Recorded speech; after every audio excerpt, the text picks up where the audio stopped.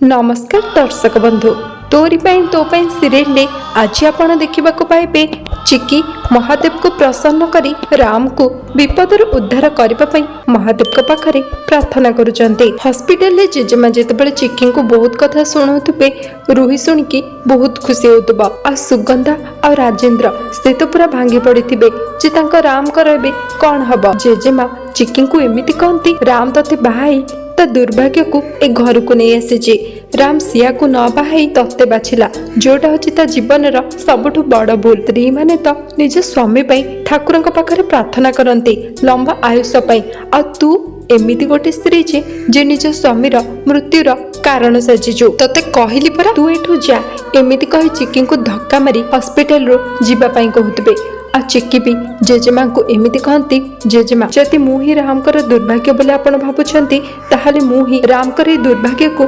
सौभाग्य रे परिणत करबे। महादेव को दिन रे राम कर एमिति हेची आ सेई महादेव ही राम को ए विपदरु रक्षा करिवे। जो पर्यंत राम भल ही नाहंती से पर्यंत मो मुह मु काहाकू देखेबिनी आ महादेव जदि मो कथा न सुनंती ताहाले मु घर को केबे भी फेरिबिनी एमिति कहि चिकी सेठू चली जांती। तांको पछे पछे निधि भी जाई पहुंचंती आ ताको अटकई दियंती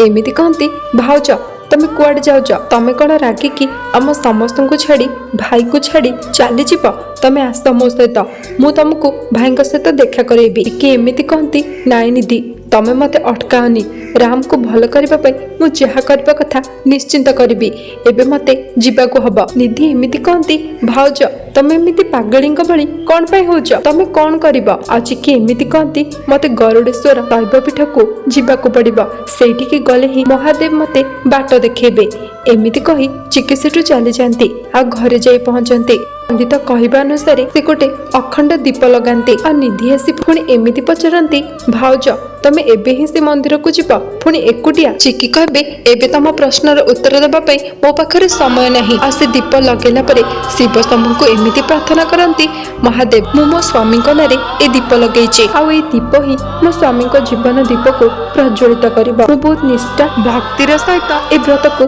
पालन करिबे। मो भल पाइबा मो सिंदूर और प्रतिव्रता उपरे प्रश्न उठिछि जहार उत्तर आपण ही देबे एमिति कहि से मंदिर को गला परे से तांको व्रत पालन करते। महादेव को ऊपर जल ढाली और महादेव का करे तांडव नृत्य करते जेमिति शिव सम्मुख कृपारु राम ए विपदरु उद्धार हुंतु। तो दर्शक बंधु चिकी कण महादेव को कृपारु राम को पुणी थरे फेरी पाइबे आपण को कोन लागुछि कमेंट रे निश्चिंत लिखंतु। सबुदिनर अपडेट पाइबा पई चैनल को सब्सक्राइब करंतु।